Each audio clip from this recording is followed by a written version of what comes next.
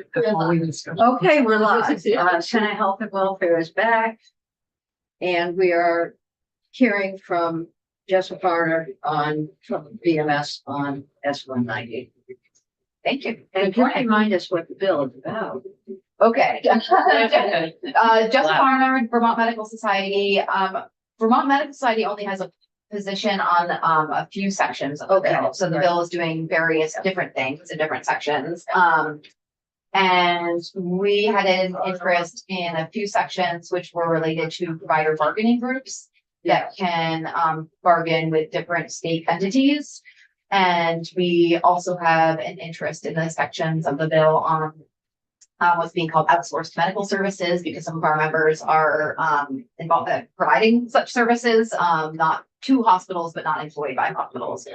On the provider bargaining group sections, I think we are pretty close to, in concept, we are in agreement with the Green Mountain Care Board rather than eliminating them altogether, which is what the bill as introduced proposed to do, is to narrow it to excluding from the topics that can be bargained on reference-based pricing, because the board is establishing other mechanisms to get input from stakeholders on how to set those prices. So we were comfortable with a narrow exclusion, saying they can still exist, but they wouldn't have authority to bargain with the Green Mountain Care Board on reference-based pricing.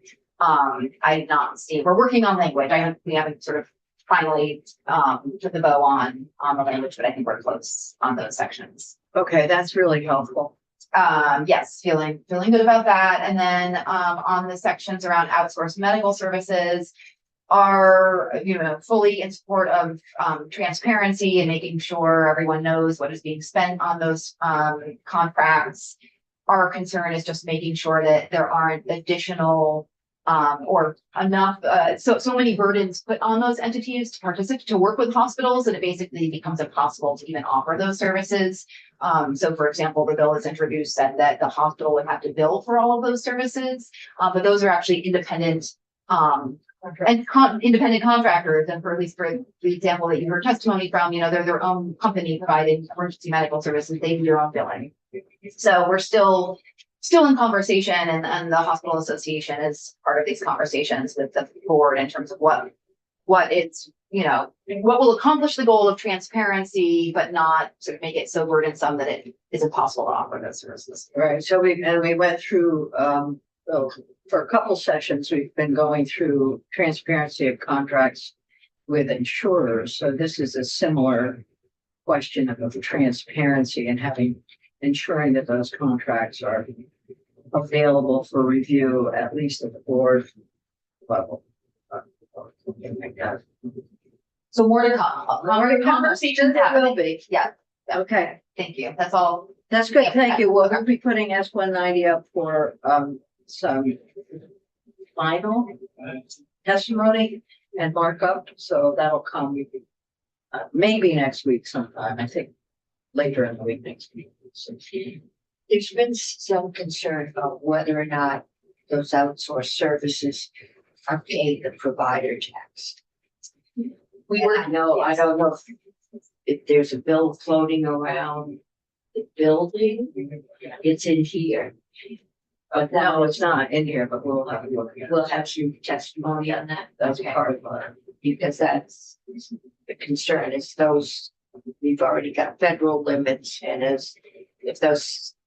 the more things that get sourced out, if they aren't paying, then Medicaid is going to be very difficult. The hospital association, I think, has more information about that. My understanding is they would be paying corporate income tax because they're a corporate entity to the state, but I don't know that goes through the provider tax channel. It doesn't go through the provider, no, just so that's a broader discussion.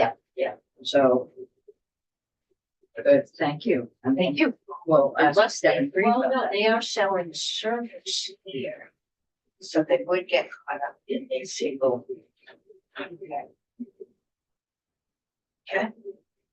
Good, thank you. This is good. You know what? We take one step forward and two steps back. Okay. So we are now shifting away from up here, and we're moving on slowly to 206, which is early childhood. Did that slowly enough to clear it. Oh, I did. May not be interested in childcare. Childcare.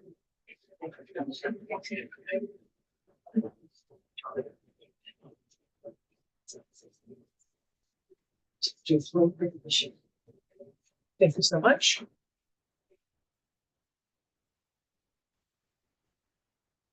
Morning. Good morning. So, I don't know where she'll be. Hold on.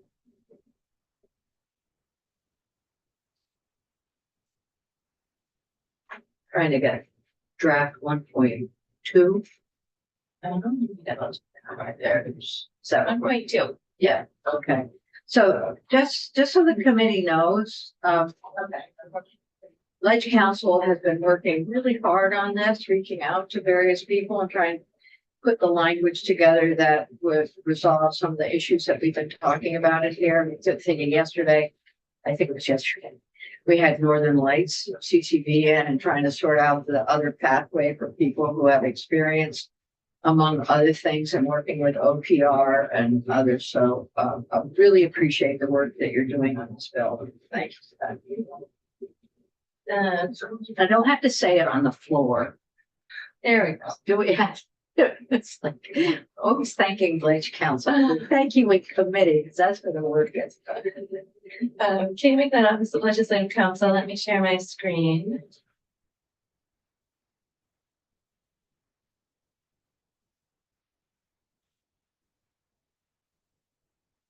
Okay. So this is draft 1.2 of an amendment on the early child care educator bill. There are some changes in yellow, and they were taken from some of the language that OPR presented to the committee.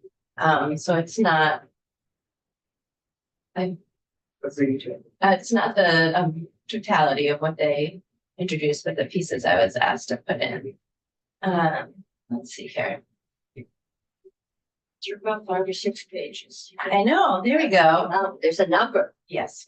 I have added a subdivision one. So this section used to say variances, transitional license.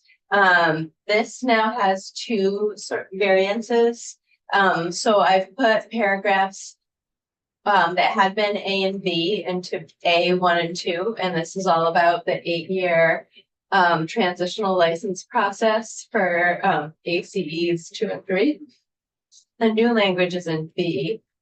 So this is a second path, a second variance. In addition to the transitional license available pursuant to subsection A in this section, so the language that we've already been over, the board shall issue, this should be an, right now, an early childhood educator 2 license for individuals who have completed the eligibility requirements set forth in 6221A and D. So A are the education requirements, D is the exam, if an exam is required, and completed one of the following. So either 21 college credits in the core early childhood education competency areas as identified by the board and rule, or prior experiential learning that is assessed by an appropriately accredited institution of higher learning to be the equivalent of 21 college credits in the core early childhood education competency areas identified by the board and rule. So this creates a sort of a second variance pathway. And then we have this language about the 21 credits and core competencies or experience that is equivalent of 21 college credits and core competency. So that language is new. And we also have another, this is line 15. The title of the other section was changed. So this is just updated to be reflective of that. And then in section 5, it's the report.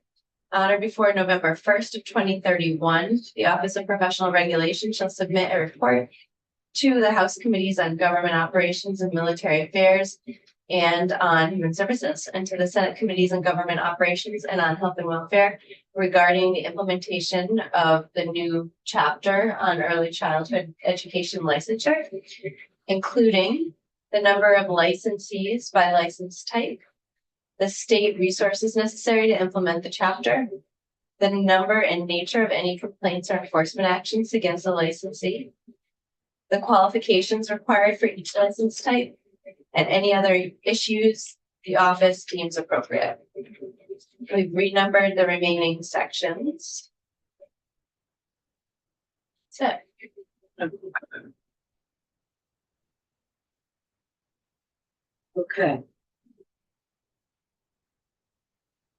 So do you want to go back and look at the language again? Are you comfortable with it? I know we did hear from the YMCA about one person who was interested in being grandmothered or at least having some pathway. Did you want to comment on this language for that? Sure, Joel. For the record, Jolie for Shedmore Strategy and representing the Y. I think this is a great step for that person in particular and others. I know that they haven't had a chance to completely review the language yet. And so if you have any other comments to provide, the only other piece that we've sort of been contemplating and haven't been able to manage is part-time workers, because I know sometimes there's like a patchwork. And so I don't know how that's contemplated in this, but again, that's something that maybe we can do some more thinking on that. Yeah. If there's any And there, you know, ideas. what we don't know is what scholarship funding could be available, which would relieve them of time, so that part-time work could be part-time work and education could be the other part of it. So I don't know. It's a good question. I think let's try and resolve the full-time issue. And as long as there's some support here for the folks who've been representing, that you're the ones who've been speaking to this, we could go ahead. All right, so that section on variances looks like a good place to go. Go back to that. Well, and I mean, I think we're good with it. Okay. And then the thing that we haven't resolved in here is the money. So well, here's my suggestion, because and that's gonna go down the hall. We have plenty of time to go through the bill now, go back again through the bill. And we'll ask our questions as we go. We'll take a bit of time, doesn't have to be 2 foot level, but Okay. maybe 20 minutes would be good. Okay. So as a reminder, section 1 is the list of all the professions that OPR regulates. Early child educators is being added to that list. Section 2 creates the new chapter for early childhood educators who are in programs that are regulated by the CDD. And this, for the section 2, is setting up sort of the middle of the chapter that will ultimately be created, which is the creation of the board, so that the board is up and running before the program itself takes place. So we have the creation of the board, the membership of the board in subsection V. Subsection C and D talk about how vacancies are filled and mention that board members can only serve 2 consecutive terms, which equals 10 years. Then we have the board procedures that annually the board is electing a chair and a vice chair and a secretary. Meetings are warned in accordance with open meeting law. Majority of the members constitute a quorum and business is transacted by a majority vote of those present and voting. Duties of the board. It's responsible for adopting rules necessary to perform its duties in accordance with the chapter, including activities that must be completed by an applicant in order to fulfill the educational and experiential requirements established by the chapter. The board is required to provide general information to applicants for licensures, early childhood educators, explain appeal procedures to licensees and applicants, and complaint procedures to the public. and responsible for administrative and legal services. They shall use the administrative and legal services of OPR. And I'm looking at no person on the board shall have a direct financial interest or, conflict that looks like that. And I'm looking at the membership. Oh, yeah. Okay, so we'll come back up here. In terms of the membership, we have 2 members of the public, 2 of each of the ECE categories, and a family childcare provider, all Vermont residents, all individuals, if they're educators who are in active practice, in Vermont for not less than the previous 3 years, and they're in active practice while they're serving on the board. So the language you're speaking about, the public members shall be individuals who have no financial interest personally or through a spouse, parent, child, or sibling in the activities of a regulated under this chapter. So that would mean if you're a public board member and your, let's say, spouse operates a regulated childcare facility, you can serve on the board that's overseeing licensure regulation. So just to clarify, so if you're a parent with a child in the facility, would that be considered having a interest because you're paying for the service? I certainly don't think that's what was intended. Let me take another look. Should be individuals who have no financial interest. Spouse, parent, child, or sibling, so. But that's, in but activities it usually regulated is financial interest. If your child owns the center, Yeah. that's a whole different dynamic than if your child goes to a center. It doesn't seem like this language is directed at the consumer. I want to be sure, because I Yeah. can see a parent being a good one to serve on. Yeah, Absolutely. usually you would want one. Yeah. Oh, it says it right here. Sorry. Other than a consumer. Okay. Or possible consumer. I'm sorry, that's sorry. But it only took me a minute to see that. So we know private equity firms are buying up childcare centers and childcare facilities and stuff. I'm just wondering how, it just seems like this is gonna be hard to regulate because private equity is so Yeah. private. I am remembering when you did a lot of your work on the childcare bill a couple of years ago, there was a section That's right. that I think made it into the final version of the bill that had disclosure of like ownership. I'd have to find that language to Maybe it's on the wall, but we. All right, Oh, well, that could be probably not. helpful. yeah, I could pull that up. I need to remind myself exactly what was in it. Yeah. Okay, if this is good. Keep We're going. good. Okay, Yeah, so- that was, but that's good. So clarify for us what we're doing here. Go ahead. Okay, so we can flag that, and when I'm done, I can pull that up quickly. I should get too long. We were looking at the powers of the board. And then we're at the top of page 4. This is section 3. We're amending the chapter that was just created to regulate early childhood educators. And this is happening at a different time. That's why it's in a different section. Because you set up the board first, then after the board has been set up and has adopted its rules to regulate the program, then the program itself, it goes into effect. So these pieces go into effect at a later date. So we have our definition section, including board, early childhood educator, and then the specific definitions of ECE 1, 2, and 3, and a family childcare provider. Go ahead. We have, maybe this is not the right time, but we had a little discussion about whether the third category was required, and you brought that up. And then OPR, we did have testimony following that would support it.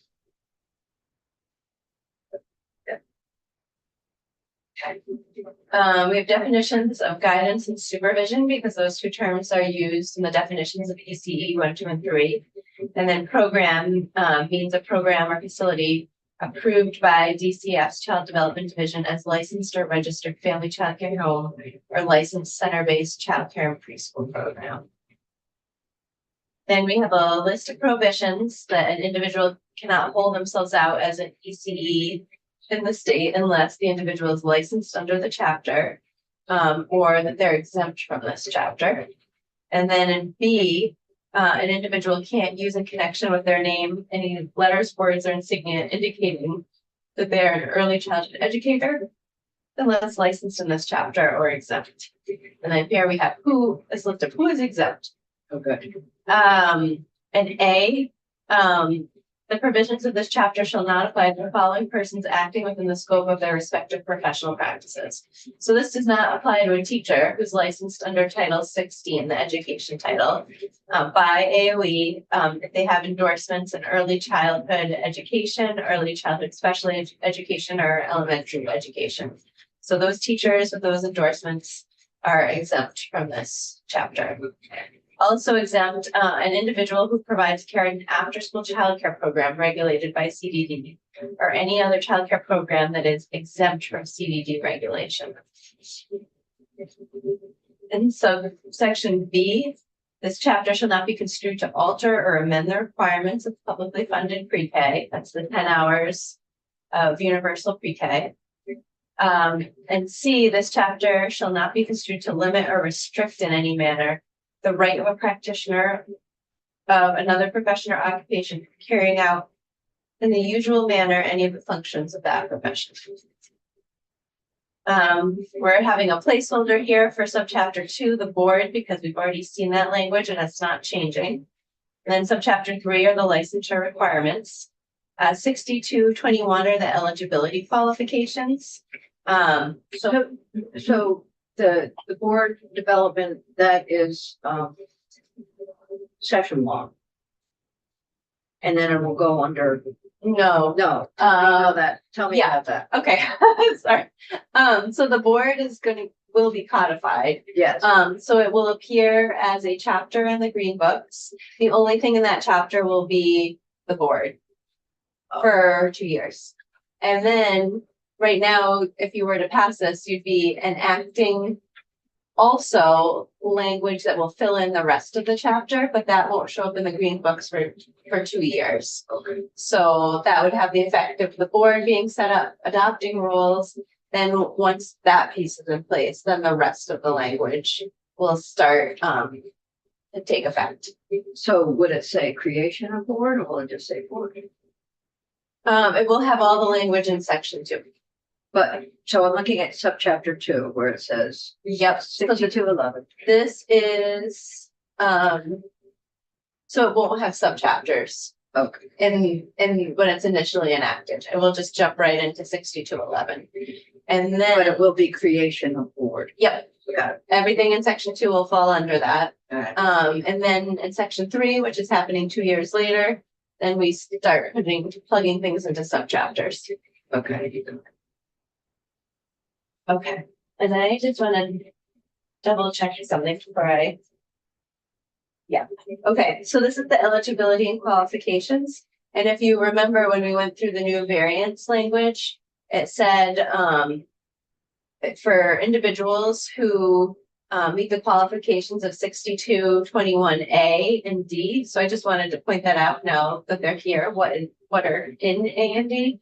So this is for a person who has attained the age of majority, achieved a high school diploma, a GED, or an approved equivalent credential, and completed field expertise, has completed field experience in early childhood education required by rule.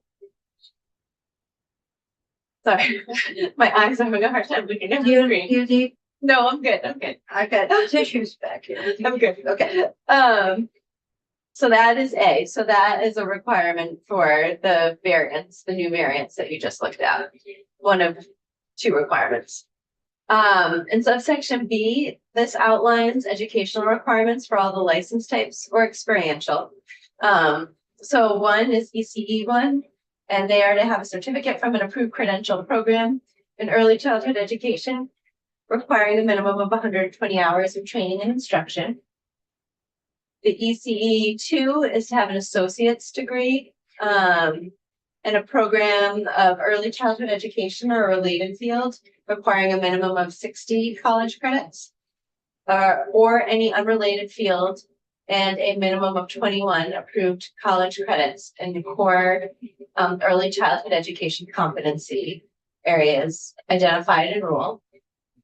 ECE 3 is a bachelor's degree from an approved program in early childhood education or related field for a minimum of 120 college credits, or any unrelated field in a minimum of 21 approved college credits in core early childhood education competency areas as identified by rule. Then we have the family child care provider is qualified for a license if authorized by the Child Development Division to operate a family child care home that is in good standing with the division as of January 1 of 2029. And then the board shall not accept those applications for family child care provider after January 1, 2029.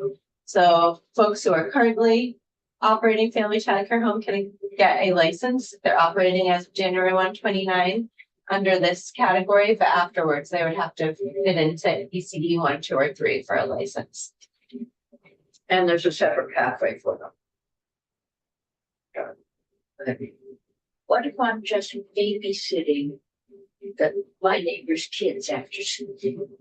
If you're not a regulated child care development, but if you're not regulated by the Child Care Development Division, Okay, then what if I was babysitting for my neighbor's kids after school? then if you're, it depends how many families. So if you So that's the that's the whole childcare provider. And it's my kids, two other families. two other families, Okay, but after date certain, nobody can babysit. it depends if they're a regulated provider by CDD or not. If you're just babysitting, Could I be an unregulated provider?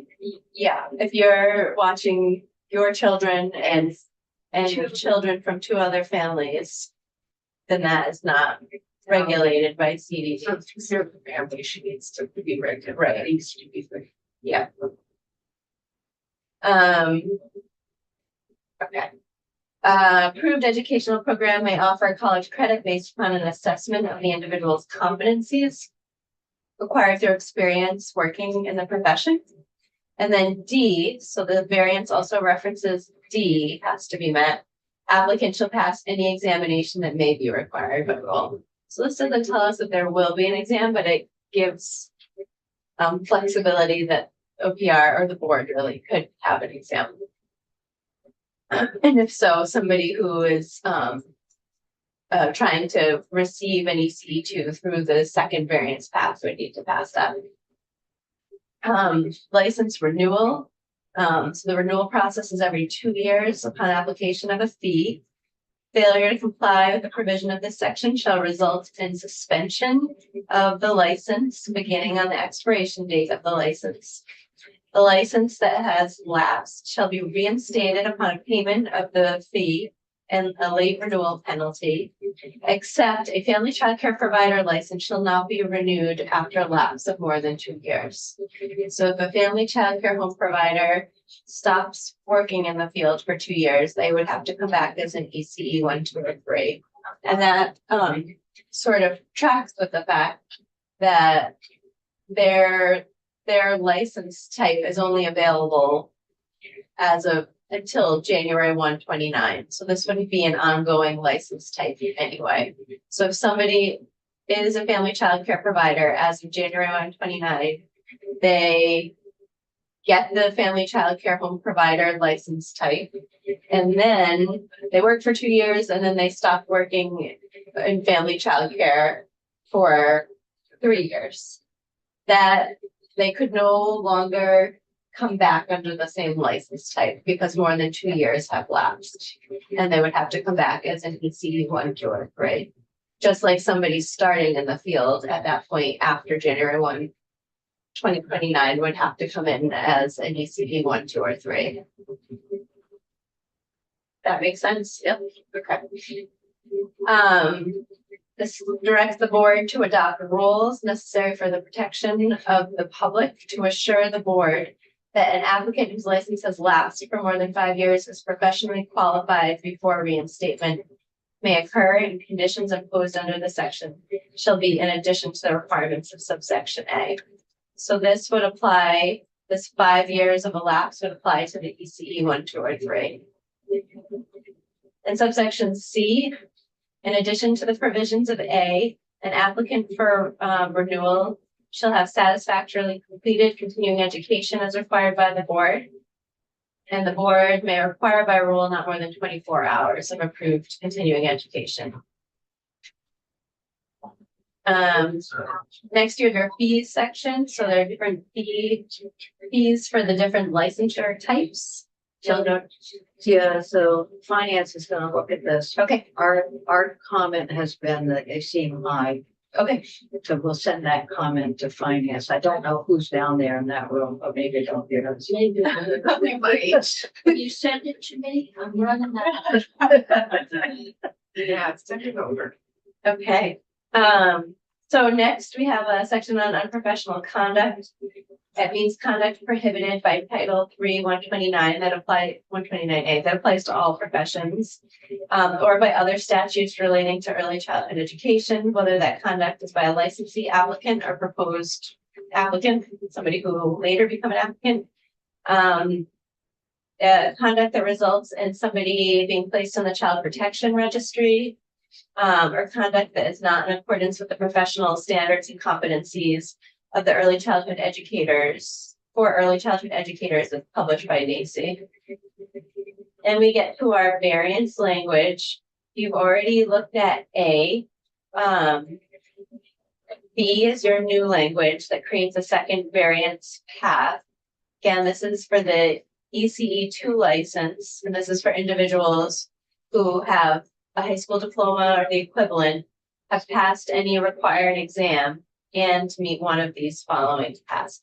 I should flag, and I didn't do that earlier, that this section, both variance paths, is repealed, it sunsets after a certain date. So this is not ongoing language. We already knew for the first variance that it was only available for up to 8 years. That was a suggestion made yesterday. So this would also be 8 years. Okay.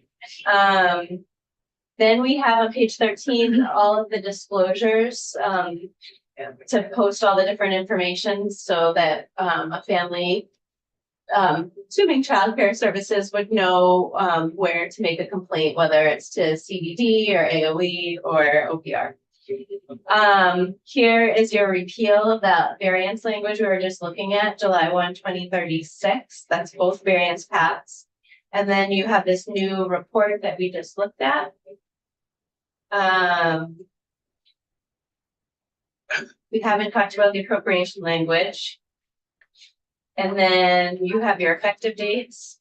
We've already talked about this, but so the effective date section, the section that adds early childhood care educators, the board, the report, and the appropriation. Those all take effect July 1, 2026.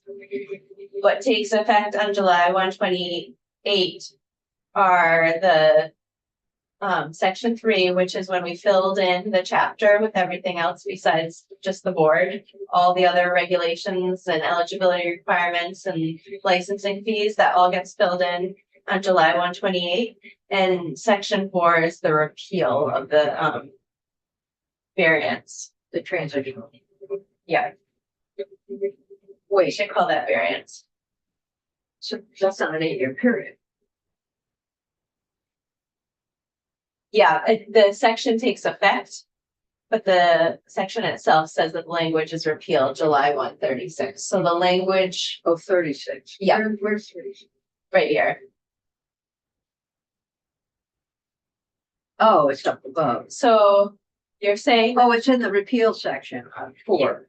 yes, so And it's not basically, effective dates. so it, My, I know, it's a little bit confusing. So the effective date of section 4 is July 1, 2028, you got it. but on that date, it says this will be repealed on 2036. So the repeal isn't happening until 2036, even though the section is effective earlier than that. I'm alive to see it. Okay, that's good. All right. Okay, this is helpful. Okay. Questions? Okay. Okay, committee, the bill looks pretty well complete. So, why don't we do this? You're not here. It can be. I think, I know, but if you're just looking to vote, you're scheduled for 2 different times on Tuesday, so we could probably, Fit it into one of those? I would really, now that I'm looking at this, like to change this to variance, if that would be okay. Thank you. Okay. I will do that. So you'll have a draft 2.1, but it won't be significantly different from this. Is there anything Madam else? Chair, John Morley. John Morley. Aloha. Ah, welcome. Senator Morley. oh, thank you. Not fair. Okay, I hope we each have one of those in your bag. Oh, yeah. No worries though, that's kind. That's good. Senator Morley, please comment. Can you see the snow? Um, Yeah, I can actually, and I've heard a lot. I've got pictures from back home, and I'm glad I'm here right now. So this bill's getting close to being voted on. It feels like to me. I think I mentioned one time during testimony that there's actual cost to this. I know it's listed out in there for OPR and things like that, but has JFO or has Senator Cummings and Senate Finance discussed what this bill actually is going to cost? So the question you're asking is a good one. First, I'll go to Senate Finance and Appropriations. So the bill by Rule 31 will be referred directly to Finance. They will look at the fees, which Technically, you're supposed to cover the cost. right. So it should cover the cost of the program as ongoing and in the bill. Secondly, there will probably automatically go to appropriations for a number of sections, including the board and paying the board for any work per diem.